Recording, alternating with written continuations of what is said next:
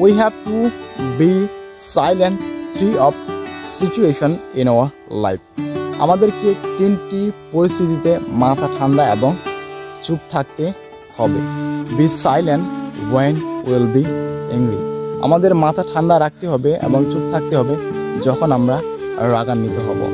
Be silent when we'll listen other.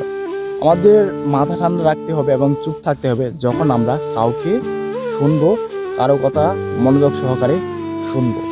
Be silent when people won't give value of your word. আপনি তখনই চুপ থাকবেন যখন আপনার কথা মানুষ গ্রাহ্য করবে না, যখন আপনার কথা মানুষ মূল্যায়ন করবে না। So if you maintain this situation in your life and you will be best version of yourself. আমরা যদি এই তিনটি জিনিস আমাদের জীবনে মেনটেন করতে পারি তো আমরা আমাদের জীবনে সেরা ব্যক্তিত্ব হতে পারবো। এটা আই স্ট্রংলি বিলিভ দ্যাট, আমি এটা মানে পাকাপোক্তভাবে বিশ্বাস করি যে আমি যদি এটা মেনটেন করি টুডে অ্যান্ড টুমরো অ্যান্ড আজ না হয় কাল, আমি সেরা ব্যক্তিত্বটুকু হতে পারবো এবং আপনিও সেরা ব্যক্তিত্ব হতে পারবেন আপনার জীবনে।